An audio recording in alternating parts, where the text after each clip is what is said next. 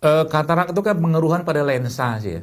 Kalau kita lihat, nah pelajaran tentang katarak nih ini penting sekali sekalian ya. Karena Nabi Yakub kalau kita belajar dari Al-Quran itu juga mengalami kebutaan kan, katarak bahasa begitu dalam sebuah buku tentang mukjizat Al-Quran dalam urusan kesehatan. Itu ternyata disebutkan Nabi Yakub itu juga karena kan beliau saat itu memendam emosi yang sangat berlebihan sehingga itu akhirnya membutakan matanya. Maka bagi orang-orang kena katarak kayak begini atau mungkin bukan kayak begini sih, mungkin kena katarak, maka Anda harus merilis emosi Anda. Saya nggak tahu emosinya apa, karena tiap orang tuh kadang-kadang berbeda. Ada yang marah, ada yang mungkin menyimpan sesuatu perasaan, itu harus dirilis dulu, ya. Dibuang dulu emosi. Terus dengan cara apa? Ya pasrahkan, sholat kepada doa, ngomong sama Allah supaya itu keluar semua mungkin dalam bentuk mungkin air mata Anda yang Anda tumpahkan atau mungkin kebaikan-kebaikan yang dilakukan dengan cara mungkin bersedekah. Itu secara agamanya, ya. Baru nanti kita bahas secara fisiknya.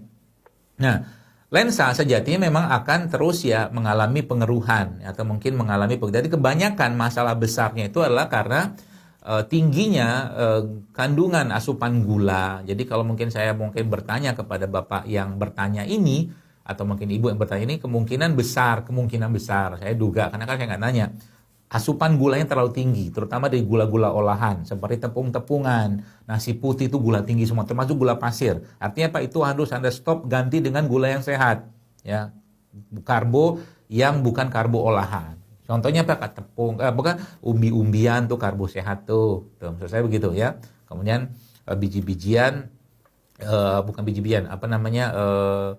Ya beras juga boleh, tapi beras yang sehat. Itu yang pertama. Jadi oksidasi yang terjadi pada tubuh kita itu yang berlebihan dari tingginya kadar gula tadi menyebabkan terganggunya atau mungkin keruhnya lensa. Makanya katarak ini kan banyak terjadi pada orang-orang diabetes, ya kan? Orang diabetes itu masalahnya apa sebenarnya? Masalahnya ya tadi terlalu tingginya kadar gula. Makanya sering saya sampaikan, apalagi usia sudah gitu kan, sudah 40 tuh 50 tahun, udah kurangi makan yang nggak sehatnya gitu loh. Terutama tepung-tepung olahan, ya. Gula pasir tuh di stop, ya. Ganti dengan yang sehat. Yang sehat banyak insya Allah dan tidak mahal, yang khawatir, ya. Tuh. Nah, lalu bagaimana caranya kita menguatkannya lagi gitu kan, ya banyak sebenarnya kan. Beberapa mungkin Bapak Ibu sering baca ya, seperti jus wortel, berry-berry, yang tadi gula berry-berry itu juga sangat baik dan mengganti gula ya, termasuk juga produk-produk yang mengandung asam amino tinggi ya, seperti air kelapa atau mungkin madu atau kurma, tapi berhati-hati kalau ada diabetes di situ ya, untuk dikonsumsi. Itu salah satu caranya, termasuk juga yang bisa dikerjakan juga memperbaiki dengan cara mekanik, dengan cara berbekam di sekitaran area ini mata, ya. Sekarang mata kan ini mata aja, matanya tentunya nggak boleh dibekam, jadi bekamnya sekitaran sini.